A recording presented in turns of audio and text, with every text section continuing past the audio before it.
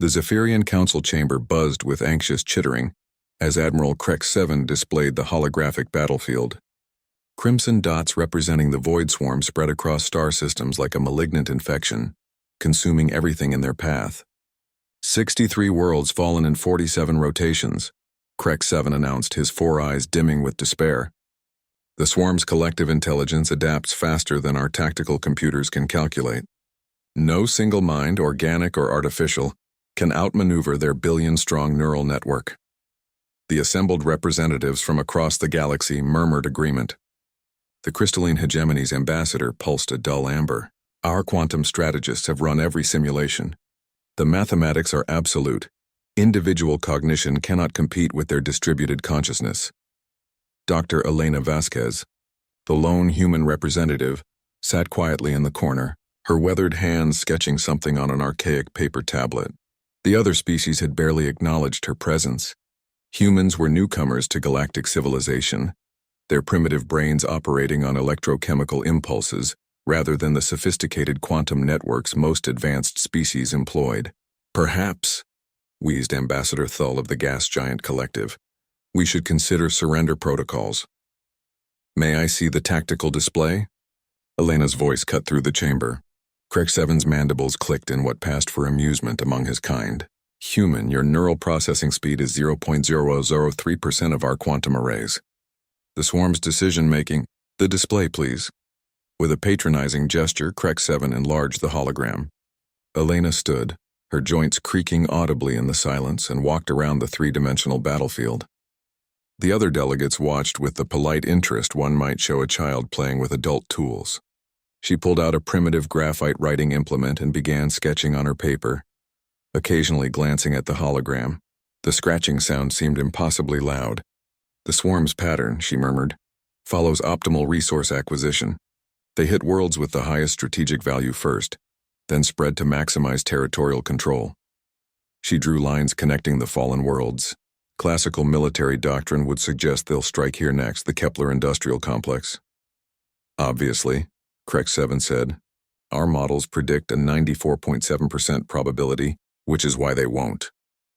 The chamber fell silent. Elena held up her crude paper map. You're all thinking like computers, like them. The swarm is a collective intelligence, yes, but it's still following algorithmic patterns. It optimizes. It calculates. It predicts. She tapped her pencil against the paper, but it can't imagine. She pointed to a seemingly insignificant system on the map's edge. Tau Ceti Minor, no strategic value, no resources worth mentioning. A single mining colony with maybe 3,000 inhabitants. Exactly why the swarm will ignore it, the crystalline ambassador pulsed impatiently. No, Elena smiled. Exactly why they'll hit it next. Before anyone could protest, she continued. The swarm assumes we think rationally. It models our behavior based on logical, strategic responses. But what if we don't respond logically? She drew a circle around Tau Ceti Minor. I've been watching their patterns. The swarm doesn't just want to win, it wants to understand us. Every battle it learns more about galactic tactical doctrine. It's building a psychological profile of how we think, how we fight. Krex 7's eyes narrowed. Impossible.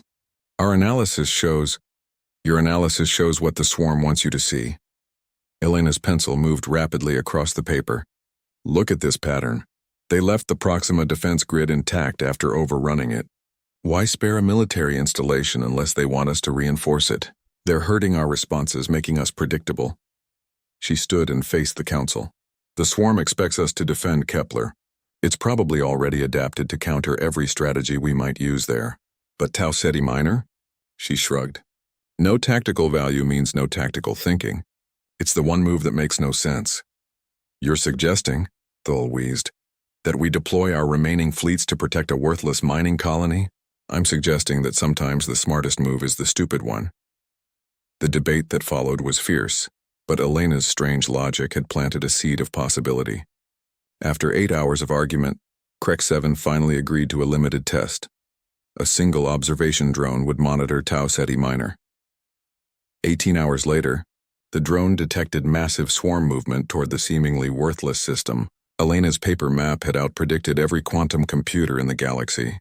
The battle that followed wasn't won by superior firepower or advanced technology. It was won because Elena had anticipated the swarm's anticipation. Her deliberately illogical placement of defensive forces created tactical situations the swarm couldn't optimize for, couldn't adapt to, couldn't understand. In the aftermath, as swarm bioships retreated in confusion for the first time in the war, Krek 7 approached Elena's station. "How?" he asked simply. Elena looked up from her paper map, now covered with corrections, additions, and arrows drawn in simple graphite. "You said no mind can outthink the swarm, you were right. But you made one assumption, that thinking harder is always better than thinking differently." She held up her primitive map beside the sophisticated holographic displays. "Sometimes a billion connected minds can be outsmarted by one disconnected mind with a piece of paper, and the willingness to be wrong." The swarm never recovered. From Tauceti Minor. Elena's irrational tactical doctrine spread throughout the galaxy's forces, introducing chaos variables that no collective intelligence could predict or counter. Years later, when historians asked Elena about her method, she would smile and say, "They thought like a computer. I thought like a human. Sometimes that's enough." The war was won not with quantum processors or crystalline matrices, but with imagination, intuition, and the revolutionary idea that sometimes the best strategy is the one that makes no sense at all. Elena kept that original paper map framed on her wall until the day she died. A reminder that the most powerful weapon in the universe wasn't always the most sophisticated one. It was the one nobody expected.